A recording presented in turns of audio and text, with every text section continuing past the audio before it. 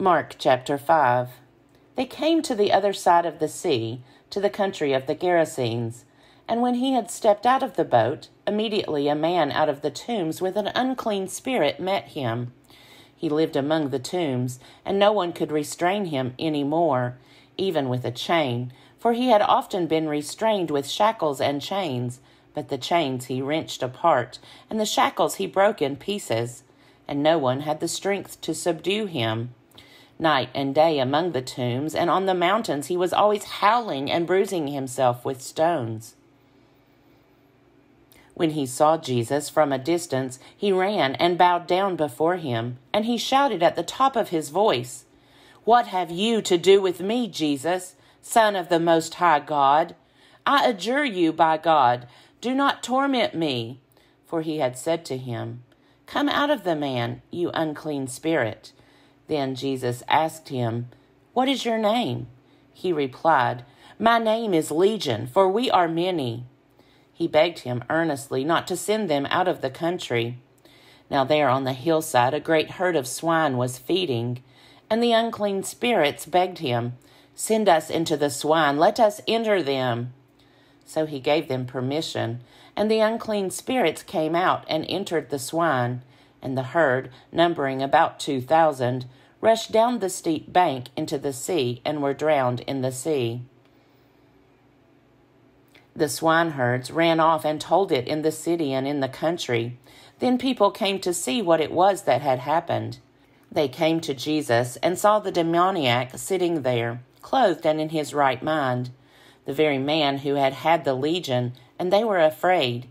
Those who had seen what had happened to the demoniac and to the swine reported it. Then they began to beg Jesus to leave their neighborhood. As he was getting into the boat, the man who had been possessed by demons begged him that he might be with him. But Jesus refused and said to him, "Go home to your friends and tell them how much the Lord has done for you and what mercy he has shown you." And he went away and began to proclaim in the Decapolis how much Jesus had done for him, and everyone was amazed. When Jesus had crossed again in the boat to the other side, a great crowd gathered around him, and he was by the sea. Then one of the leaders of the synagogue named Jairus came, and when he saw him, fell at his feet and begged him repeatedly, "My little daughter is at the point of death. Come and lay your hands on her, so that she may be made well and live." So he went with him. And a large crowd followed him and pressed in on him. Now there was a woman who had been suffering from hemorrhages for 12 years. She had endured much under many physicians, and had spent all that she had, and she was no better, but rather grew worse. She had heard about Jesus, and came up behind him in the crowd and touched his cloak, for she said, "If I but touch his clothes, I will be made well." Immediately her hemorrhage stopped, and she felt in her body that she was healed of her disease. Immediately aware that power had gone forth from him, Jesus turned about in the crowd and said, "Who touched my clothes?" And his disciples said to him, "You see the crowd pressing in on you. How can you say, 'Who touched me?'" He looked all around to see who had done it. But the woman, knowing what had happened to her, came in fear and trembling, fell down before him, and told him the whole truth. He said to her, "Daughter, your faith has made you well. Go in peace and be healed of your disease." While he was still speaking, some people came from the leader's house to say, "Your daughter is dead. Why trouble the teacher any further?" But overhearing what they said, Jesus said to the leader of the synagogue, "Do not fear, only believe." He allowed no one to follow him except Peter, James, and John, the brother of James. When they came to the house of the leader of the synagogue, he saw a commotion, people weeping and wailing loudly. When he had entered, he said to them, "Why do you make a commotion and weep? The child is not dead, but sleeping." And they laughed at him. Then he put them all outside, and took the child's father and mother and those who were with him, and went in where the child was.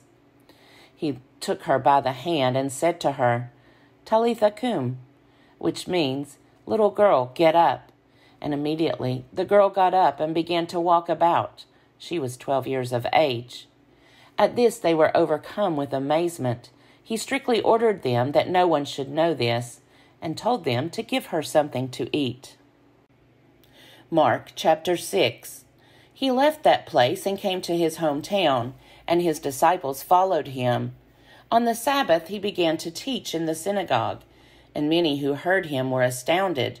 They said, "Where did this man get all this? What is this wisdom that has been given to him? What deeds of power are being done by his hands? Is not this the carpenter, the son of Mary, and brother of James, and Joseph, and Judas, and Simon? And are not his sisters here with us?" And they took offense at him. Then Jesus said to them, "Prophets are not without honor except in their hometown, and among their own kin, and in their own house." And he could do no deed of power there, except that he laid his hands on a few sick people and cured them. And he was amazed at their unbelief. Then he went about among the villages teaching. He called the 12 and began to send them out 2 by 2, and gave them authority over the unclean spirits. He ordered them to take nothing for their journey except a staff, no bread, no bag, no money in their belts, but to wear sandals and not to put on 2 tunics. He said to them, "Wherever you enter a house, stay there until you leave the place. If any place will not welcome you and they refuse to hear you, as you leave, shake off the dust that is on your feet as a testimony against them." So they went out and proclaimed that all should repent. They cast out many demons and anointed with oil many who were sick and cured them. King Herod heard of it, for Jesus' name had become known. Some were saying, "John the Baptizer has been raised from the dead, and for this reason these powers are at work in him." But others said, "It is Elijah." And others said, "It is a prophet, like one of the prophets of old." But when Herod heard of it, he said, "John, whom I beheaded, has been raised." For Herod himself had sent men who arrested John, bound him, and put him in prison on account of Herodias, his brother Philip's wife, because Herod had married her. For John had been telling Herod, "It is not lawful for you to have your brother's wife." And Herodias had a grudge against him and wanted to kill him. But she could not, for Herod feared John, knowing that he was a righteous and holy man, and he protected him. When he heard him, he was greatly perplexed, and yet he liked to listen to him. But an opportunity came when Herod, on his birthday, gave a banquet for his courtiers and officers, and for the leaders of Galilee. When his daughter Herodias came in and danced, she pleased Herod and his guests, and the king said to the girl, "Ask me for whatever you wish, and I will give it." And he solemnly swore to her, "Whatever you ask me, I will give you, even half of my kingdom." She went out and said to her mother, "What should I ask for?" She replied, "The head of John the Baptizer." Immediately she rushed back to the king and requested, "I want you to give me at once the head of John the Baptist on a platter." The king was deeply grieved, yet out of regard for his oaths and for the guests, he did not want to refuse her. Immediately the king sent a soldier of the guard with orders to bring John's head. He went and beheaded him in the prison, brought his head on a platter, and gave it to the girl. Then the girl gave it to her mother. When his disciples heard about it, they came and took his body and laid it in a tomb. The apostles gathered around Jesus and told him all that they had done and taught.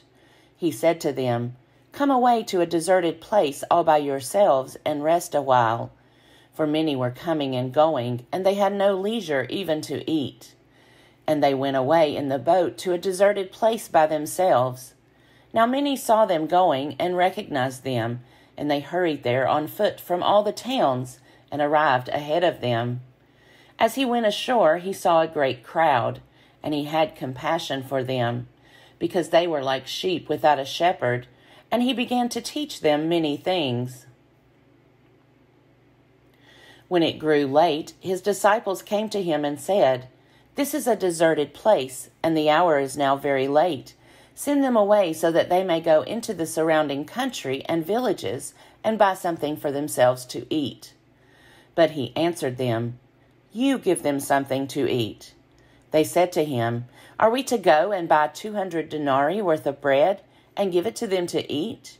And he said to them, "How many loaves have you? Go and see." When they had found out, they said, 5 and 2 fish. Then he ordered them to get all the people to sit down in groups on the green grass. So they sat down in groups of hundreds and of 50s. Taking the 5 loaves and the 2 fish, he looked up to heaven, and blessed and broke the loaves, and gave them to his disciples to set before the people. And he divided the 2 fish among them all. And all ate and were filled, and they took up 12 baskets full of broken pieces and of the fish.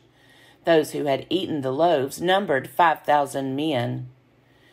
Immediately he made his disciples get into the boat and go on ahead to the other side, to Bethsaida, while he dismissed the crowd.